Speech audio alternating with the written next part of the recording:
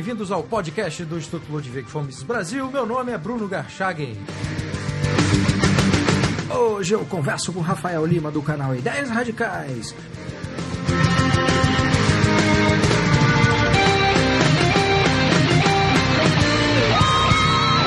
Seja muito bem-vindo, Rafael. Opa! Rafael, você mantém o canal no YouTube, né, Ideias Radicais, que é um canal bastante acessado e é um canal no qual você defende ideias anarcocapitalistas e austríacas. Então eu queria começar essa conversa com você, Rafael, te perguntando por que você acha que o seu canal tem atraído tanta gente interessada por essas ideias? Eu acho que é o que eu mirei original na hora de criar ele, que é não fazer uma coisa muito séria ou muito acadêmica, não fazer aula assim, de faculdade, fazer uma coisa muito séria. Mas fazer uma coisa assim que seja uma conversa com conteúdo, uma conversa inteligente, né? Não é só uma opinião qualquer, mas sem ficar, sei lá, me vestindo assim demais ou usar termos demais e transformar realmente numa aula universitária. Transformar isso numa conversa mesmo, que seja fácil de ouvir, que você não tem que ficar ativamente prestando aquela atenção assim...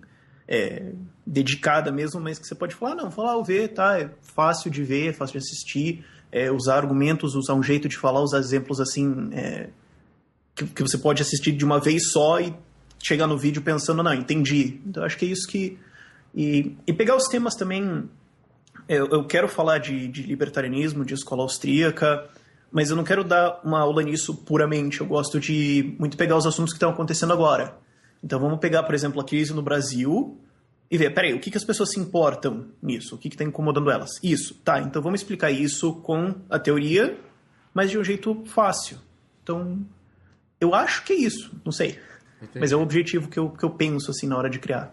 E antes de você criar esse canal, tinha alguma influência, tinha algum canal de estrangeiro ou nacional que você pegou a ideia e falou, eu gostaria de fazer algo parecido? Como é que foi esse processo de nascimento do seu canal Ideias Radicais? Foi uma fusão de duas coisas. Obviamente, do Stefan Molyneux, eu entrei em contato com o libertarianismo pelos vídeos do Stefan Molyneux e eu gostei do estilo dele porque, assim, eu vou pular a universidade, eu vou pular o jornal, eu vou pular os artigos, eu vou fazer o vídeo falando o conteúdo para as pessoas direto e pronto. Eu não vou tentar entrar em algum artigo ou fazer alguma coisa assim, eu vou direto para as pessoas. E eu gosto muito, muito do estilo do Jeffrey Tucker de escrever, que ele faz libertarianismo, ele faz essa coisa de analisar a economia e de ver as relações entre as pessoas, ele faz isso uma coisa leve, uma coisa assim do dia a dia, ele encontra isso nas pequenas coisas. Ele tem um artigo absolutamente lindo sobre cereal e outro muito fantástico sobre palitinhos de queijo.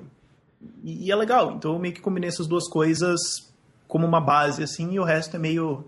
descobre enquanto você está voando, sabe? Você citou o Molyneux, ele foi o primeiro autor libertário que você ouviu? Quer dizer, como é que começa a sua história assim, para a descoberta dessas ideias? Na verdade, assim, libertário mesmo foi o Molyneux, mas antes eu já tinha entrado em contato com o Milton Friedman, com a série dele do Free to Choose, de várias coisas assim de pensamento mais orientado para livre mercado e mais orientado para um estado pequeno. Eu cursava na época psicologia na Universidade Federal do Paraná, um curso extremamente esquerda, e por um motivo lá de algum trabalho eu tinha que falar sobre um sistema de saúde, sim, psicologia, não sei porquê, mas enfim, é fantástico aquela faculdade.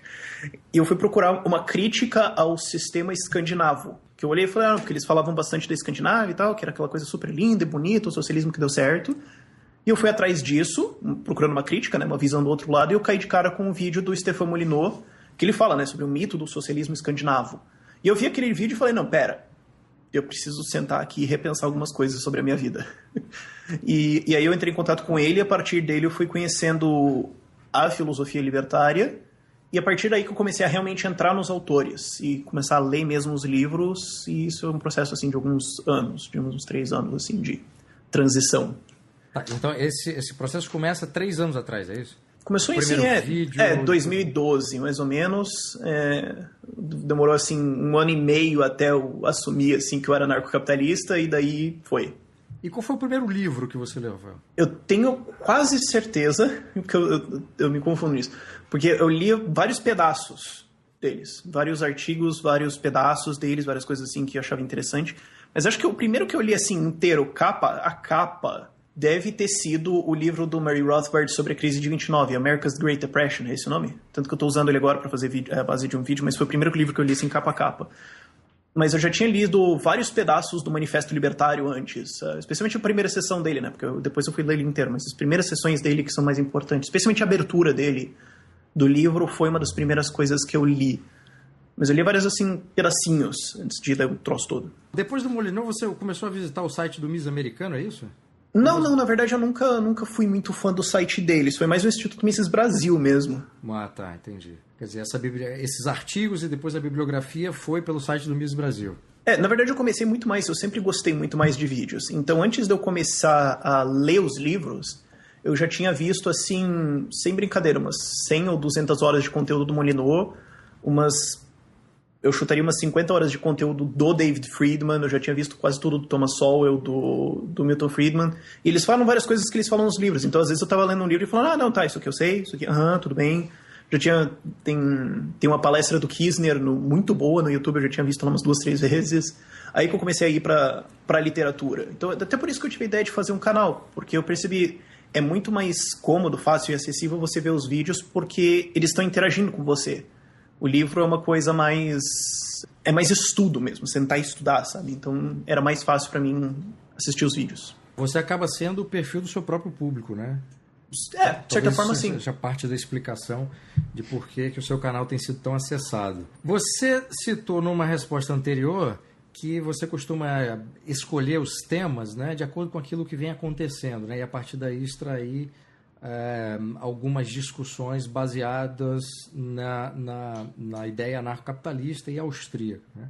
Uhum. Qual é o tema que sempre rende mais acesso e discussões? Tem algum tema específico que você, obviamente, volta e meia repita esse tema e que ele sempre dá algum tipo de repercussão maior do que outros? Bom, toda vez que o japonês da Federal aparece na casa de alguém, dá tema. Isso é fatal, assim, porque essa é a coisa que une o Brasil, né? Nosso desgosto pelo PT, mas... sempre que alguma coisa acontece assim, eu faço um vídeo cobrindo o que aconteceu, quais são as acusações, por que isso é relevante, etc.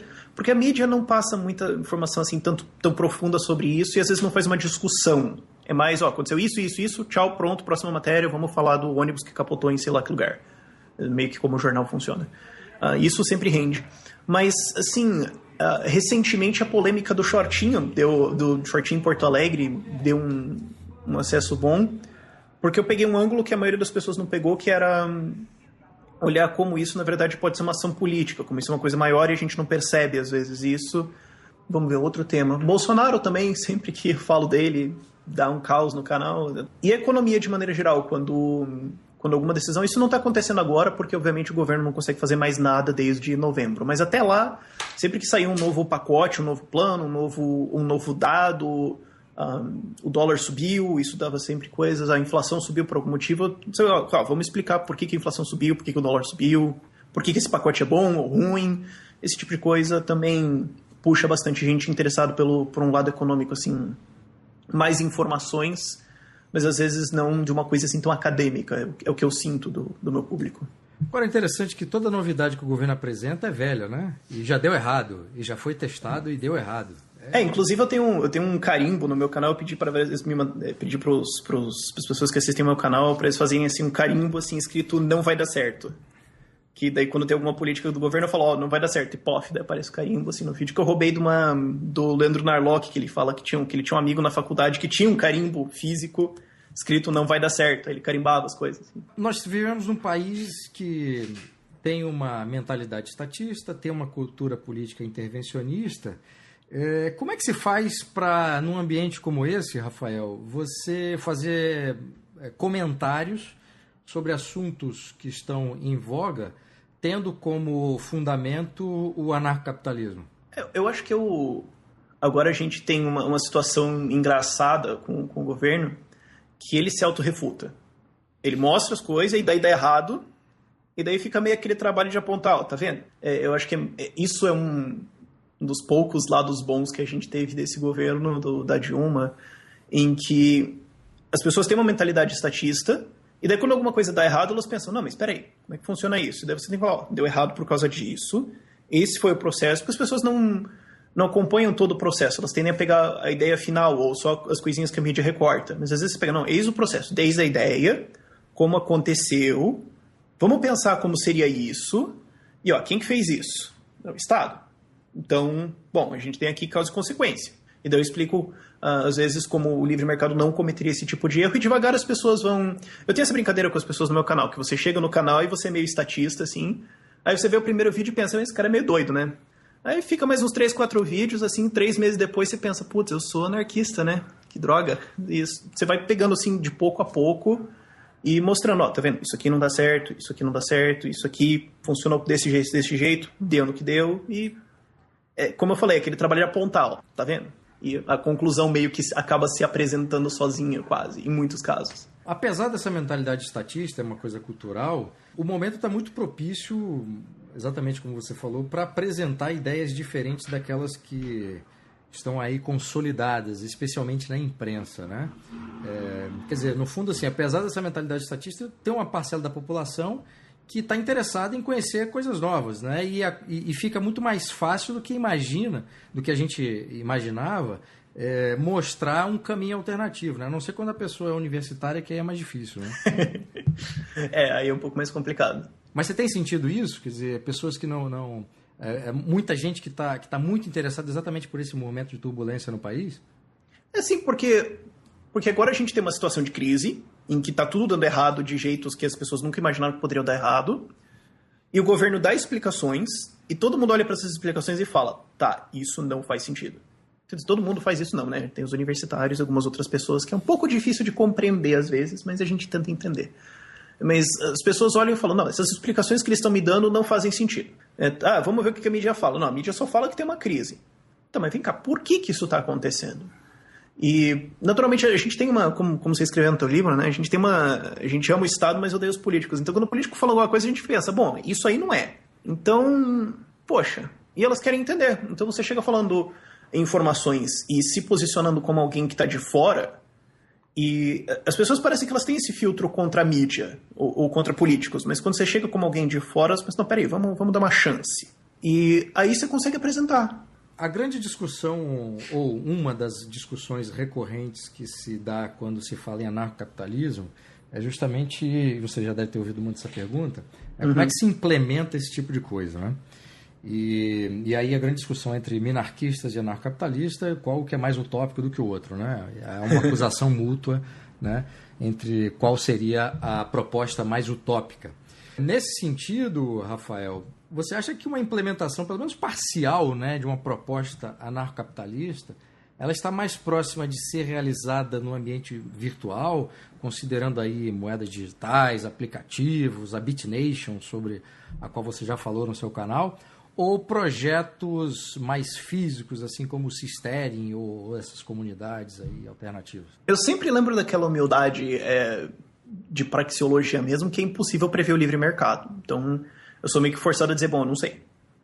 Eu não consigo prever a ação humana e qual iniciativa vai dar certo, e eu falo, bom, faz os dois. O que der certo primeiro, tudo bem, que bom. Eu não consigo ver como o meio político vai levar a gente lá, mas eu acho que vai ser uma combinação de vários fatores em última análise. A gente pode ter... Porque os meios físicos, como por exemplo o Sistering ou o Liberstad, que estão fazendo na Noruega, os projetos que estão fazendo de ancapistões, né, por aí, podem dar certo. E eles podem também se integrar com moedas digitais, com BitNation, com outros sistemas digitais. Eu acho que eles são diferentes, mas um usa o outro. Então, eu não aposto em um ou outro. Eu acho, vamos tentando e vamos tirando as lições. E pode ser que o que dê em última análise certo, digamos assim, seja alguma coisa nova que a gente não consegue nem imaginar hoje. Assim, 20 anos atrás, a gente nem conseguiria imaginar Bitcoin. Quer dizer, o Hayek conseguiu, mais ou menos, né? Mas não era assim, imaginável. Vocês falam, não, a gente vai criar uma moeda digital e daí vai ferrar o governo inteiro. Todo mundo ia falar, não, peraí. Não. Inclusive, muita gente do meio libertário hoje ainda não acredita na Bitcoin como um sistema e muito mais na BitNation, que ainda muita gente nem sabe. Mas eu me mantenho aberto a portas diferentes. Vamos ver e eu tento promover todas elas. Mas você acha possível que você vai conseguir ver experiências mais consolidadas de um anarcapitalismo sendo realizadas? Eu acho que sim. Eu lembro sempre do Jeffrey Tucker que ele falava sobre o Rothbard, que ele falou assim, que o Rothbard ele falou que era um libertário que não estava deprimido. E quando você começa a ser libertário, você começa a olhar para todo lado e ver o Estado estragando tudo, e você fica meio, Deus, vai ter tudo errado, vai tudo pegar fogo. E ele falou, não, o Rothbard ele não tinha essa visão, porque ele via ele via anarquismo em tudo. Ele via o livre mercado, a livre iniciativa de pessoas em quase tudo, e o Estado aparecendo em alguns lugares estragando tudo, mas uma coisa mais pontual. E eu tentei me forçar a ter uma visão mais assim, de ver, não, a gente já tem vários sistemas livres rodando agora. É só que eles são pequenos, eles estão mais localizados, às vezes tem uma interferenciazinha ali, mas se ela saísse, quase nada ia mudar. Então eu acho que a gente já tem as sementes disso acontecendo muito, e a gente está numa época fantástica. A gente está vendo agora o começo da BitNation, que é uma nação digital completamente fora de territórios, a gente tem iniciativas como a Bitcoin, e as coisas estão acelerando muito rápido. Estão mudando muito mais rápido do que a gente consegue notar que elas estão mudando. Então, é fantástico isso. Eu falo para as pessoas, olha para o iPhone hoje, e lembre-se que o iPhone 1 saiu o quê? Em 2006? 2005? A gente teve todo esse avanço em 10 anos. Dá mais 20. O preço, por exemplo, isso é uma coisa que eu gosto de citar bastante. O preço da energia elétrica solar em 1977 era 250 vezes mais alto do que hoje. E pode passar o preço da gasolina, pode passar o preço do carvão em termos de o quão barato é. Então, é impossível prever para onde essa tecnologia vai, e ela está indo muito rápido. Eu acho que isso pode explodir muito rápido, e eu vejo isso ainda na minha vida, sim. Eu acho isso bem possível. Apesar da situação política e econômica dramática que nós estamos vivendo hoje, isso não quer dizer que seja algo novo na nossa história, né? Aliás, a história do Brasil é pródiga nessa crise permanente, mas apesar de tudo que está acontecendo nesse momento, e aí nós temos uma geração de pessoas muito jovens que, obviamente, não viveram o que aconteceu no passado. E essas pessoas, por uma série de razões, também não se interessam pela história do Brasil. Apesar disso tudo, nós temos visto, Rafael, várias conquistas das ideias da liberdade no Brasil, né? No fundo, esse período de crise tem sido aproveitado como uma grande janela de oportunidade por vários indivíduos e institutos, etc. Você é um desses casos que transformou tudo isso que está acontecendo num canal no YouTube que tem feito sucesso. Então, o que eu queria te perguntar, e você já fez um vídeo sobre isso falando de 10, mas eu queria que você reduzisse das 10 e apontasse algumas dessas conquistas mais significativas que foram obtidas pelas ideias da liberdade, por indivíduos e instituições que defendem as ideias da liberdade no Brasil, do ano passado até agora. As principais, poxa, aí é complicado. Eu diria que uma das principais conquistas é o fato de que o outro lado agora nos reconhece. Um relatório... eu não lembro agora exatamente o nome, mas é assim, o livro de diretrizes do PT de, acho que 2014, tinha lá em um dos itens, né, metas do partido. Tinha lá, pela primeira vez apareceu enfrentar a ideologia do Estado pequeno. Apareceu, eles estão começando a reconhecer, quer dizer, você sabe que você está começando a crescer quando o outro lado te reconhece como algo que ele precisa se preocupar.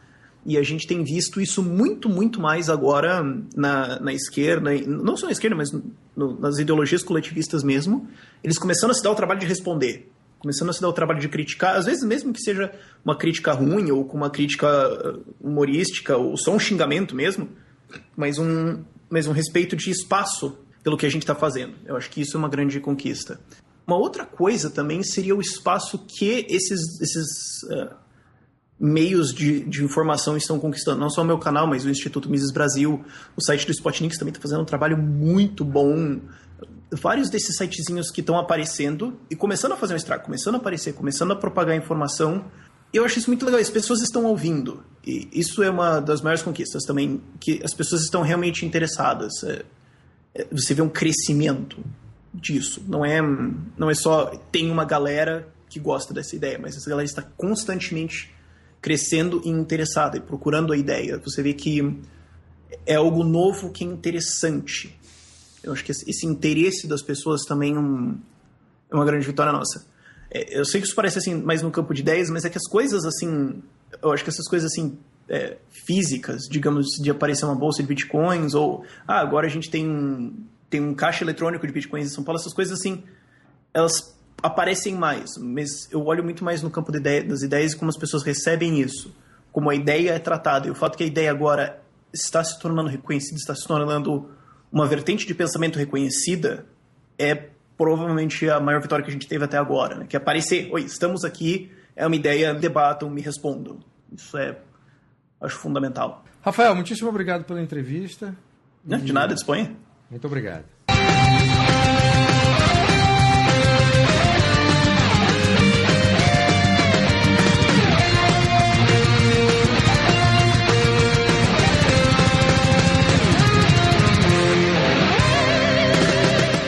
Este foi o podcast do Instituto Ludwig von Mises Brasil. Meu nome é Bruno Garchagen.